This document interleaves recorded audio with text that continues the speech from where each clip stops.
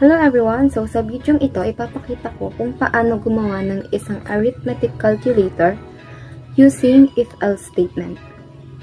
So, first of all, syempre, kailangan natin i-import yung IOStream library para magamit natin yung input and output sa C++. Lalagay natin yung hashtag include IOStream and using namespace std. So, yung IOStream is isang built-in na library para sa C++. And yung using namespace std naman is para hindi na natin siya paulit-ulit nilalagay yung std bago gamitin yung cin and cout. Next, gagamit tayo ng int main function na siyang entry point ng ating program. Kapag nirun natin yung program, dito siya unang magsisimula. So, ngayon, magde-declare tayo ng dalawang number, which is the number 1 and number 2. Double, gagamit tayo ng double, and the char for the operation.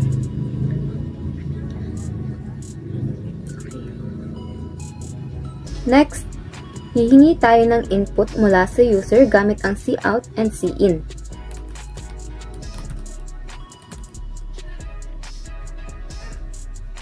Cout, kung ano yung magiging output niya, and cin kung ano yung i-input nating number. Okay, wait.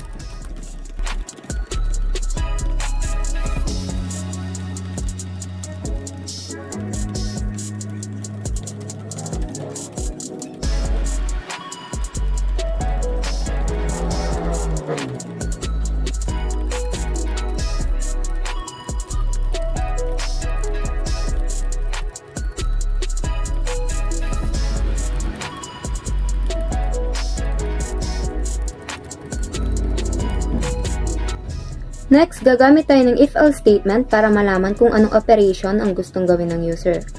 So, dito, sinasabi natin na kapag ang operator ay plus, i-add ng dalawang number.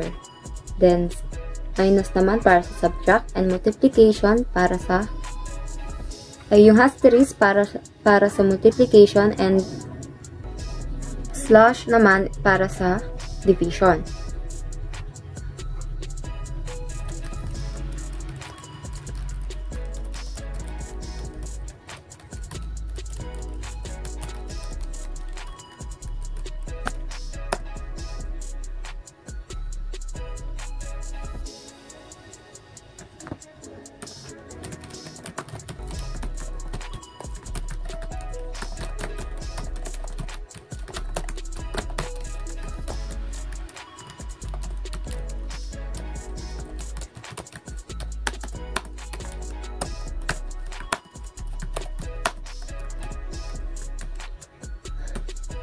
Pero may isa tayong mahalagang dapat tandaan na bawal mag-divide ng 0 kasi mag-error siya.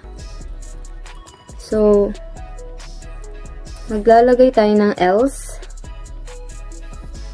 na kung ang pangalawang number ay 0, magpapakita yung program ng error message, which is error. Lagyan na lang natin ng error.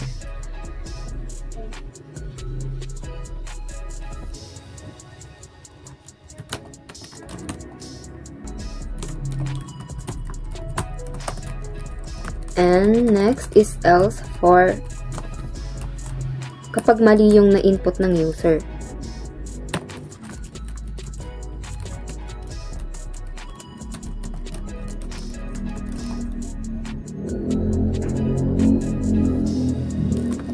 Okay. So, and the last is yung kailangan natin ng return 0 para sabihin ng computer na tapos na yung program.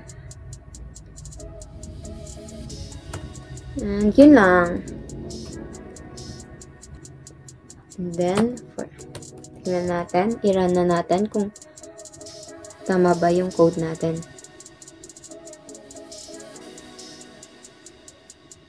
Input tayo ng number,